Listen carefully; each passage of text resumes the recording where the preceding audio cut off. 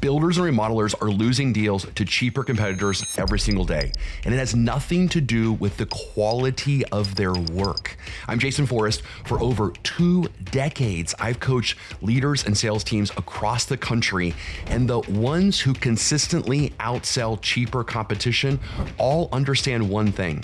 Selling isn't about convincing people, it's about becoming the person who your customer needs in that exact moment. So in this video, I'm gonna show you the 3 selling archetypes, which is the servant, the leader, and the protector, and exactly when to use each one so you stop losing deals to cheaper competitors. Look, if you're a builder or remodeler, you already know what's happening.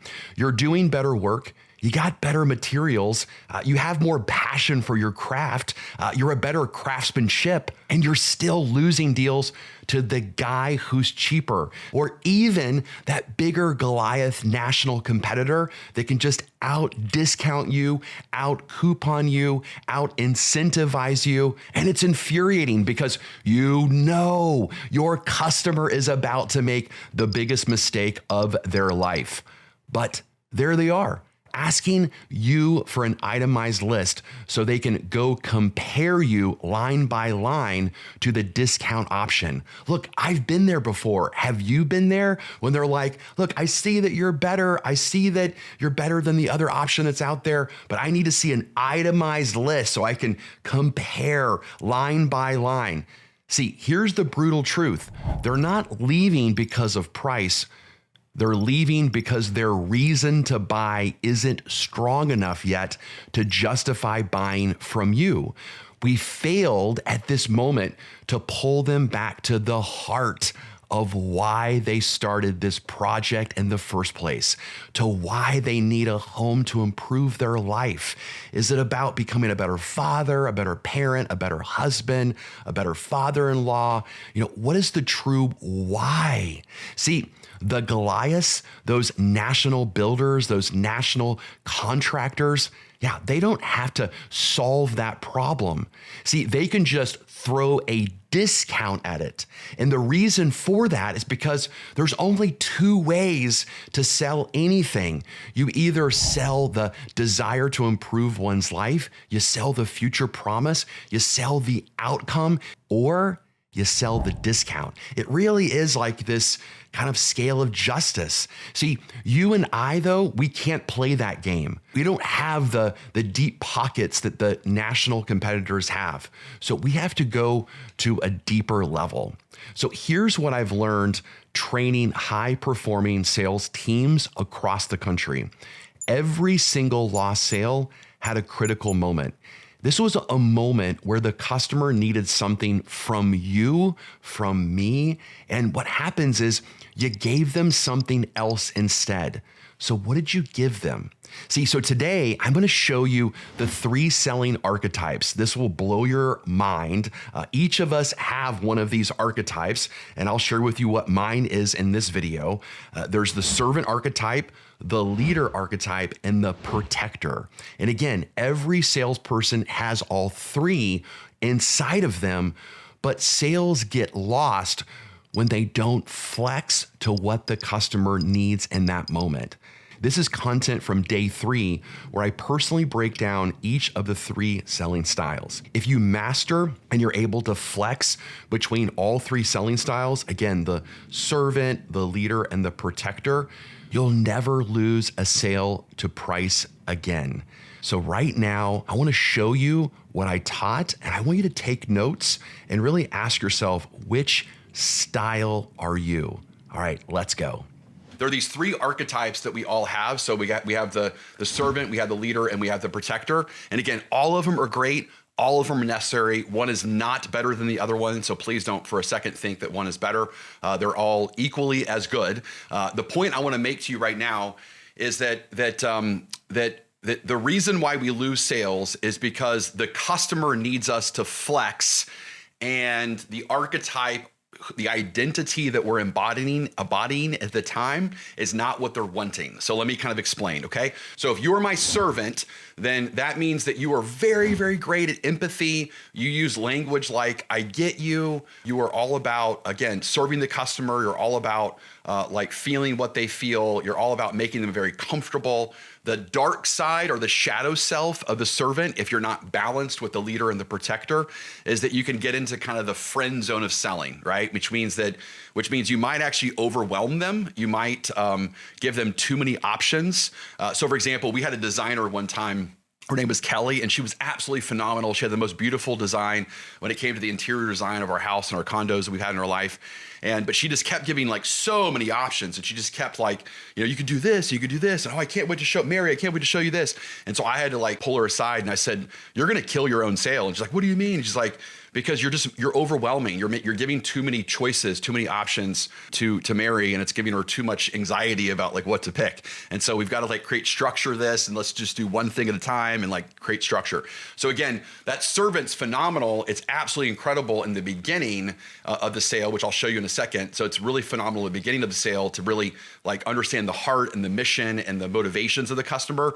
Where it can hurt you or backfire is if you don't balance it out with that leader and that protector. Again, you'll end up kind of overwhelming the customer and potentially like losing the sale. Okay, that's the servant. So now let's move over to the leader. So if you're the leader in the sale, you're really great kind of in the middle of the sales process, which I'll show you. So you're great at like giving people structure. You're great at helping people make decisions. You're great at agendas. So you're great at the first thing we need to do is this. The second thing we need to do is this.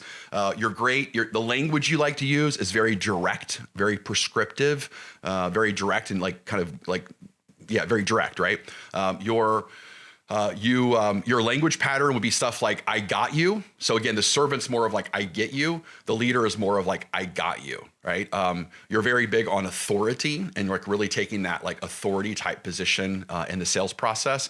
The downside of you, the shadow self is that if you lack the servant, then what will happen is you will come across kind of inflexible. You'll come across like your way or the highway, and you end up kind of getting stuck in this trap where the customer might say, like, I like this guy a lot, and I think he knows what he's talking about, or this gal, but I just feel like he doesn't listen very well. She's not listening to me very well. She doesn't really get what I'm trying to go through or what I'm trying to accomplish.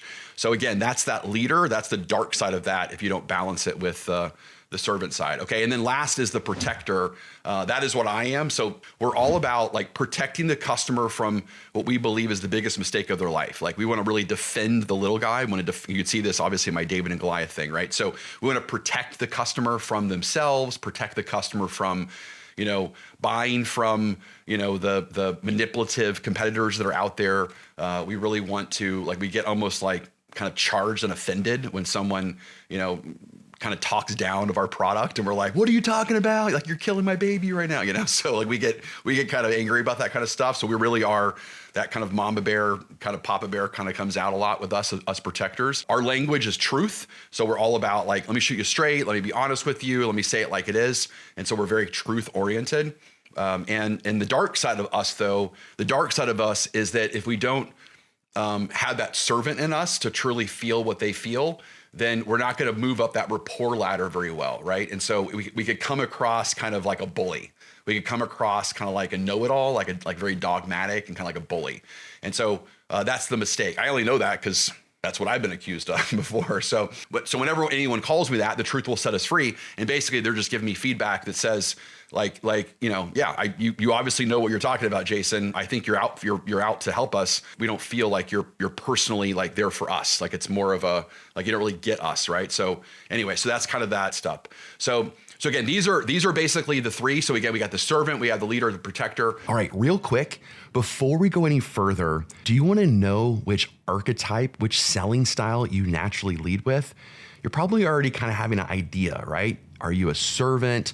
Are you a leader, or you're a protector? So right now, we have a quiz that you can take. And in this quiz, I need you to go with your gut, like your first answer as far as what are the talk tracks? What are the things that you naturally say? See, my background is in neuro-linguistic programming, and NLP is the science and psychology of how our language patterns is connected to how we think. And so you're going to see a series of talk tracks, a series of scripts. And I just want to ask yourself, when you're taking this quiz, which talk track do you normally sound like? Would be like most like you?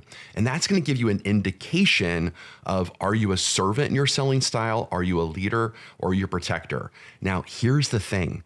There's no wrong selling style. We need all three selling styles to have 100% conversion rate. But the reason we don't have 100% conversion rate is because the customer in front of us is needing us to be either the servant, the leader, or the protector.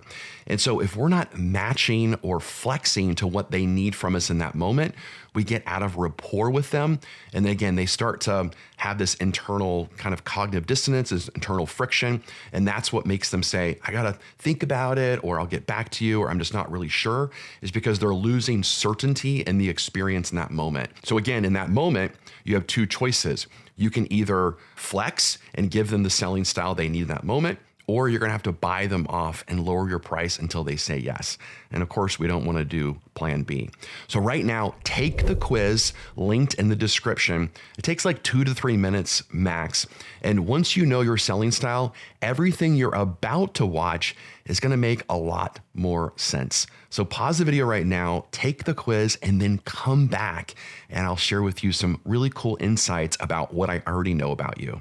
Let me kind of give you a cheat code. Very simple cheat code. We have an entire course called Master Your Selling Styles. We have an entire course, 6-lesson course on this that we can give you access to in the future if you're interested in it. If the customer's in their head a lot and they're really thinking a lot about like the logic of things and the rationale of things, and they're thinking a lot about the numbers, and they're like, can I have an itemized list of what exactly you include so I can compare that to everyone else? If you ever hear the word itemized list, they are basically saying that you need to be the servant, okay? The servant is the only cure to the itemized list objection, right? So the itemized list is they're in their head and they are out of their heart. And so the line I want you to write down, the saying is, whenever the customer gets out of their heart and into their head, the sale is dead. Let me say it again. Whenever the customer gets out of their heart and into their head, the sale is dead. So if you ever hear itemized list, or can you tell me exactly what's included? Can we go through line by line? And why are you charging this for this? Whenever they're nitpicking that stuff, whoo, you better come in there and like immediately transform yourself into the servant, and you better get them back to the heart of buying. Okay. So that's like the main phrase I want you to think about is, like, they've lost the heart of what they're trying to accomplish. They lost the heart of the remodeling project. They've lost the soul of buying a new home. They've lost the heart of putting their kids in a different school district. They've lost the heart of like shortening their commute distance. They've lost the heart of redesigning their backyard. They've lost the heart of repairing or remodeling their roof and upgrading the exterior of their home, right? And so you guys have got to do that in order to make that happen. Okay, so that would be that. So again, if they're talking about numbers, that's the servant. All right. Next one, if they're all over the place and they're overwhelmed, they want the leader. Where a customer's like, I'm totally interested. I want to remodel the kitchen, but I'm also interested in maybe the bathroom, and I'm also interested in. And like, what is your pricing on like bigger cabinets? And do you also include appliances, right? So when they start off with one project and they like start going like chasing all these rabbits with all these other projects or squirrels, that's they're overwhelmed. On the home building side, they come in and they want to talk to you about your homes, your floor plans, and they're like, now tell me about your lot sizes, and like you're in the model and you're talking about lot sizes, or all of a sudden they start talking about the neighborhood and like the school district and the crime, and again you're in the floor plan. So the leader has to step in and has to organize it for them. Say organize. You have to compartmentalize. So you say to the customer, Mr. Customer, I understand you want to talk about the community, but right now, let's just make the main thing. Let's focus on the floor plan. Let's make sure that we get the floor plan correct. And then once we do that, then we'll talk about blank. Like, you have to organize it for them, because if you allow them to kind of keep chasing these squirrels, they're going to come in with 5 questions and they're going to leave with 15 questions. If they leave with more questions than they started with, I promise you they will will ghost you. Say ghost me, okay? They will ghost you